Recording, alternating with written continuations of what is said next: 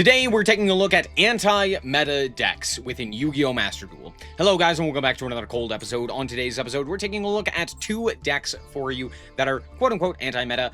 These are, I'm not gonna lie, excuses for me to play some of my favorite decks of all time. But also, they are technically anti-meta and are very different from the way that you would play regular Yu-Gi-Oh! So, first and foremost, we have ourselves the Paleo. I don't know why I said Vanquishal. I know why I said Vanquishal. The Paleo deck, which is, it's very, very similar to Joshua Schmitz with Joshua Schmitz. His name is difficult to say. It's very similar with the runic cards added in and things like Reasoning and Monster Gate. However, I have added a few minor changes that changed the deck quite drastically. First and foremost, I fear for decking out. So I'm playing additional monsters, that being 2 Magicalita Souls. On top of that, I've just cut a Monster Gate. That's it. It's also not the exact same list, right? But that is basically what we are playing. So that's the major difference. We're still playing the Hyperias. We're also playing Magicalita Soul. This also changes the way that the deck plays drastically because Magicalita Soul, if you summon a Paleo, you get to summon the Magicalita, which then gives you access to either Synchros on the opponent's turn, or you can go into your Xyz like Copapinia or SnowiKs. It's very useful, and I honestly think that it is a great addition to this deck, so we're also playing that, obviously. The rest of the deck is pretty simple, just centered around the Paleos, right? It is a 60-card deck because we want to send a whole bunch of cards to the grave off of Reasoning and Monster Gate, as well as Grass, and a great way to do that is by having few monsters, right? The Paleos also in grave. If you activate, or if anyone activates a trap, you can chain, special summon a trap, or a Paleo, right? Pretty useful. That's the general gist of the deck. Then utilizing those monsters to go into powerful 2s, right? Elf, Opabinia, etc. And then we're also playing the runic cards in here as well to draw additional cards. I'm not gonna lie, I actually am not a big fan of the runic cards. For the most part, I feel like they're just not very useful. Like, I'd much rather have even just like super polymerization would be a little bit more useful. The problem is, though, that you don't really have better traps to utilize. So, you know, it's give and take, right? The runics are good, but they're not great. But they do also eat a lot of interactions. So, again, it's give and take. For the most part, it's fine. As for the extra deck, oh, sorry, I should mention, our main win conditions consist of Elemental Burst to wipe the field. It's very bad to draw, so we're not playing multiple of it. And then we're also playing Daruma Cannon. We're playing 2 of this. You could play 3. That's another card you can bump up. And then that's mostly what the deck is aimed to do, is to utilize these 2, cycling them with things like Rollback to stop the opponent, right? On top of that, we also have things like Evenly Matched to kind of even out the playing field. We have Trap Trick to gain us access to pretty much any of our cards. And then that's pretty much the idea of the deck, slowing down the duel to a crawl and then slowly pushing through with more advantage off of our draw spells, right? As for the extra deck, it's pretty simple as well. As I mentioned, the 1 Hugin, the 1 Munin, the 1 Gary, and the 1 Sleipnir.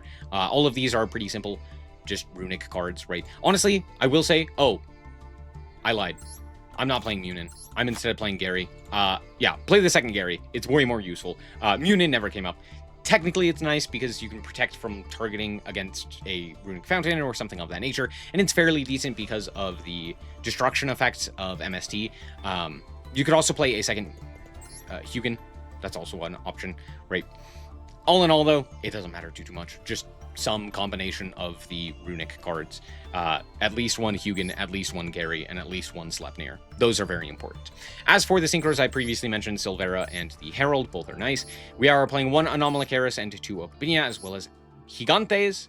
Gigantic is very useful as well, getting us access to Hyperia or Magicalita, whichever we need. And on top of that, it can utilize things like Elf or Cambro Raster as link materials as well, or Xyz materials, which is nice. We have Zeus and Typhon. Typhon's pretty good in this deck. And then we have an SP Little Knight. And that's it for the deck. Let's hop into the replays and show you how this deck performs. Alrighty, so here we are going first, and we have a pretty solid hand, so let's see what we can accomplish with it. First and foremost, we're going to start off here with the Hugin summon off of Freezing Curses to grab up the field spell. So, out comes field spell. We're going to do this in draw phase for no reason. Literally, there's not a reason for me to do it in draw draw phase. Other than maybe to play around, like, Valor, I guess. That's, like, the only reason, to be fair. Anyway, my opponent is on Vanquishal. Sure, makes sense. Out comes Raisin, out comes the Holly Sue. They're going to grab Noir here, which tells me that they have Jokul and Izana in hand already. So, cool. Out comes Rock the Vanquisher. They're going to grab back the Raisin, reveal the Raisin for the Holly Sue, summon the Holly Sue. Then they're going to reveal Izana and Raisin. Wow, crazy. Or Izana and Jokul. Wow, crazy. Who would have guessed? Which does add them the Hugin. I'm a little bit concerned as to why we didn't special summon there. I could not tell you as to why we wouldn't special summon there. But alas, they didn't, so that's good for me. Regardless, they are going to go for the Jokul here, activate the Izana, dump the Lupus, and at this point, I will go for the Morella, sending rollback, and then I'm going to draw, because they have 6 cards. I have 1, 2, 3. I'm going to get another one off of the Dynamicious, or the Paleo. If you're wondering why I didn't summon the Paleo off of the Morella, this is why. I wanted to only get the 1 Paleo off of Judgment, so that I still draw 2. So, if you don't know how this card works, basically, my opponent has 6 cards on field. I have 3 cards in both field and hand, so I'm going to draw... Sorry, I'm going to also put a Paleo on field. So, I'm going to have 4 cards, which means that I'm going to draw 2 more to equal that 6 that my opponent has. That's how that works. We're going to do this now before they go for an XZ, and because I want to book the field. But yeah, this allows me to get the 2 Paleos. I draw a whole bunch of cards, and the field goes down. Out comes the Magnemite. I'm like, that's fine. They're going to activate the effects. They're going to go to combat. Sure, not that big of a deal. Here's the thing. Out comes SP Little Knight. They're going to banish my my field spell. Now, I could have gone Munin here, right? This is one of the instances where, like, Munin would be useful. Protects from targeting. However, I'm not going to lie. I actually don't care that much about Fountain being destroyed or banished. I'm not trying to keep that around. Theoretically, it would be useful, right? Because, like, oh, I could draw more cards. Realistically, that's fine. I'll just make the Sleipnir here and pass the turn. Or pass back, right? My opponent's going to attempt to summon more guys, and I'm like, hey, that's a lot of guys on field. Guess what? I have 2 guys, and you have 7. And if my math is mathin', I draw 4 cards. That's all that's happening. They already went to combat, so I'm like, yeah, of course we're doing this. I summon a token because they drew or searched a card, so they, in response, tag out with the SP. Sure. They go for the Jax, popping my other Paleo, and then pass the turn. We have a whole bunch of cards in hand. Let's see what we can do.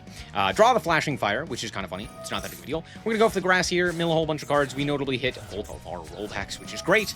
So, yeah, we're looking pretty good here. I do then have to go for Reasoning as well. So we're going to mill even more cards here. As you can see, we're milling a whole ton of them. Eventually, we will hit something. We do have the Magical Light of Souls in hand, but notably, we do have Hyperia left in deck. So we're going to activate the Hyperia, and I have 16 cards left in deck. Uh-oh, SpaghettiOs. Out comes Elf. We're going to switch the Sleipnir into attack position, and then we're going to go for a rollbacked Trap Trick.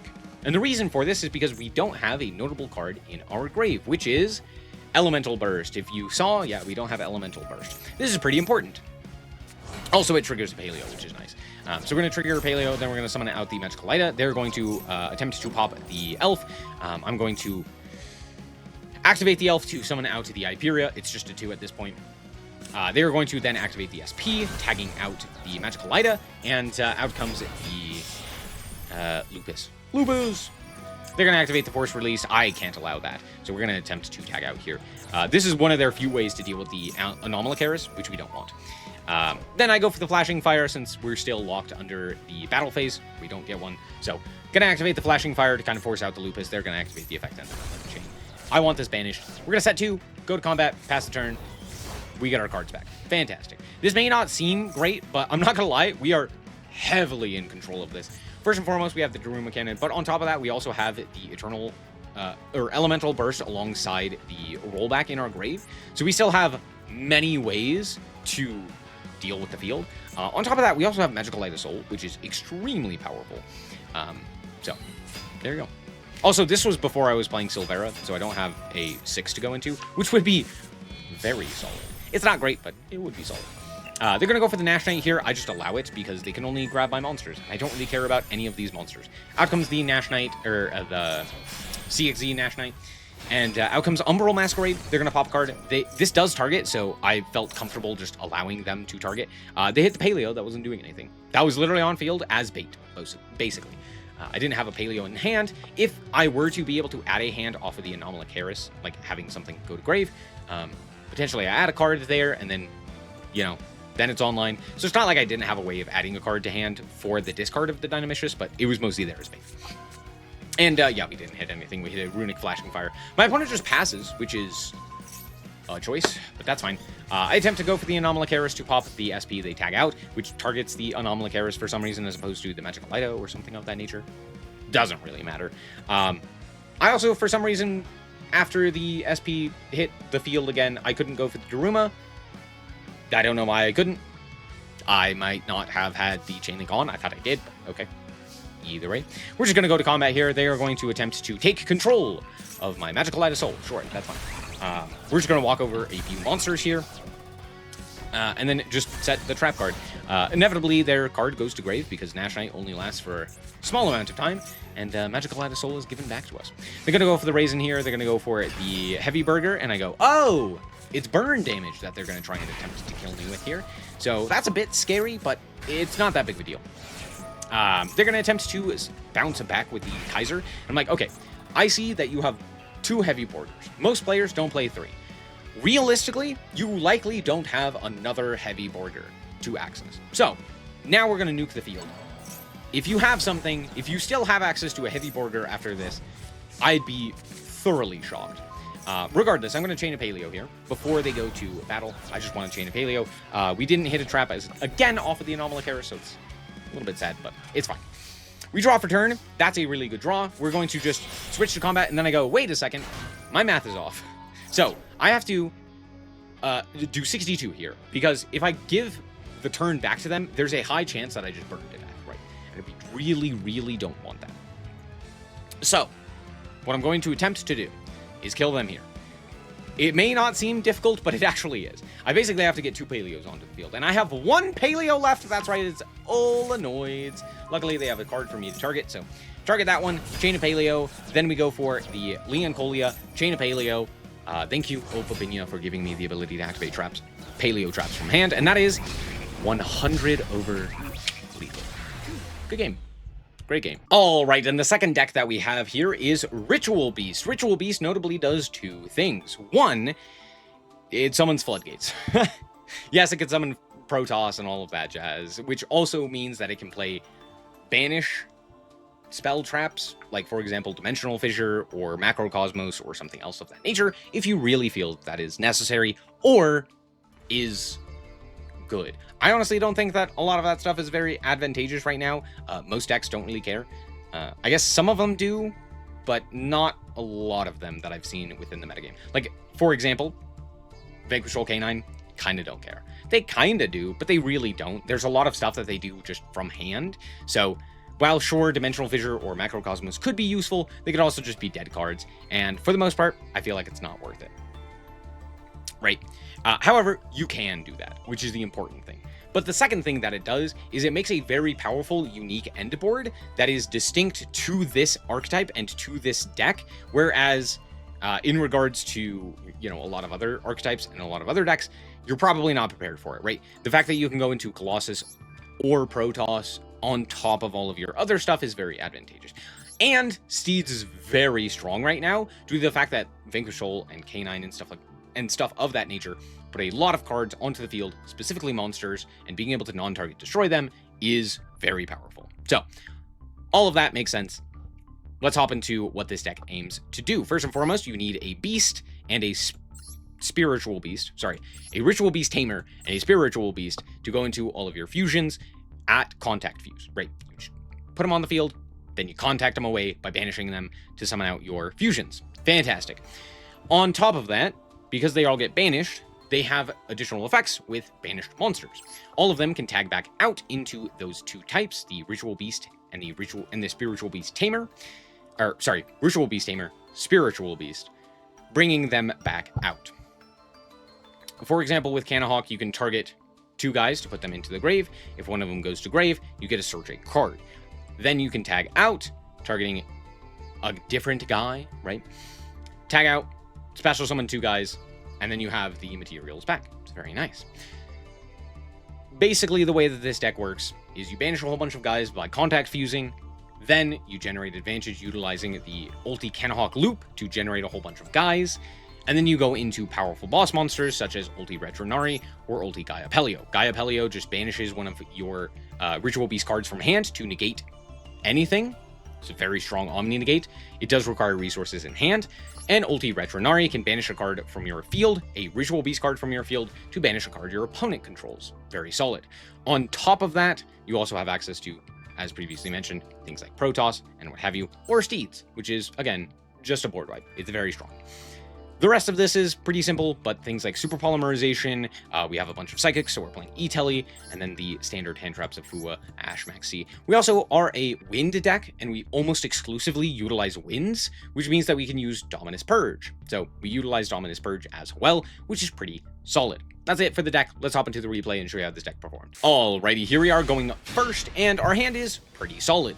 Inheritance allows us to get pretty much anything else, or more specifically, the other type of card. So we reveal a Ritual Beast Tamer to grab a Spiritual Beast. We're going to normal summon the Elder to normal summon the Kanahawk. Kanahawk will banish Laura, which gives us Ram Pengu. Ram Pengu banishes in order to send the Winda to grave, and now we can go for the ulti Nulti Drago.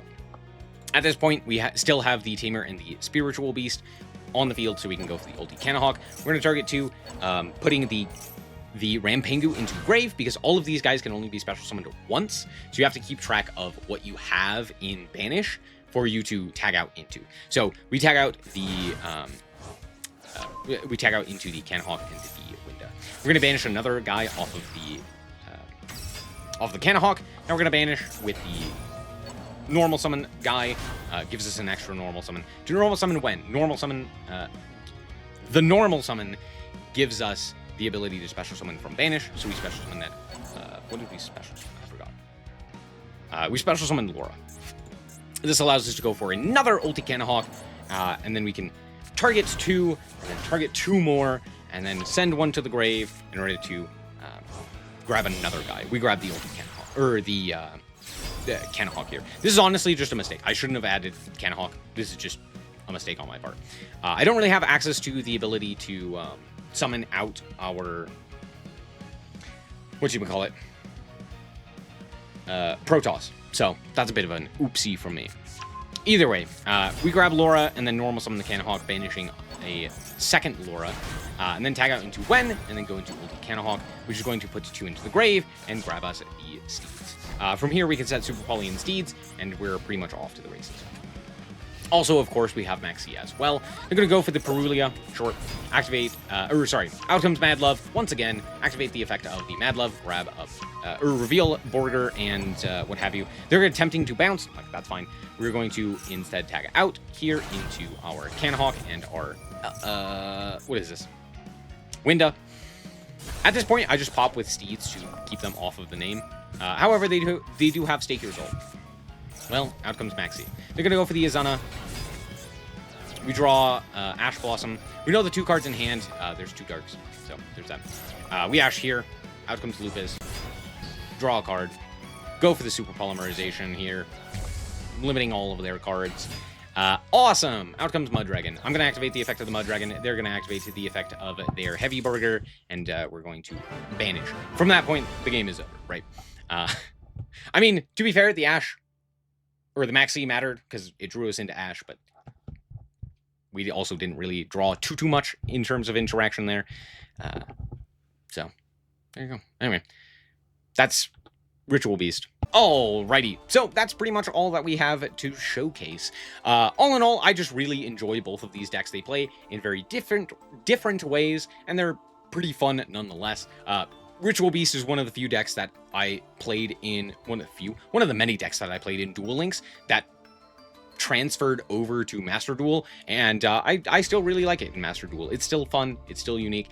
I'm not too big of a fan of the like Floodgate Turbo style of this deck, but nonetheless it's very fun. That being said, the Paleo deck as well is incredibly fun to play. Oftentimes you're playing longer games, so it's not necessarily great for climbing or anything of that nature, but it is a fun deck to play because yeah, you have a whole bunch of catches for a lot of top decks, right? Like Vanquishable Canine doesn't really have a ton of ways to interact with you favorably, right? You don't really activate cards in hand or on field, so you just don't really care too much. Or in grave, sorry, that was the other one. Obviously, the Vanquishable cards are crazy, but there's not a ton that they can do as well, right? So it's very interesting. I'm just a fan of both of these decks. Again, this is kind of an excuse for me to play both of these decks and to showcase them because it's been a while since I've played them and I honestly really enjoy them. So thank you guys so much for watching. Hope that you guys did indeed enjoy it. If you did, like is very much so appreciated. And remember to always stay frosty. Bye-bye.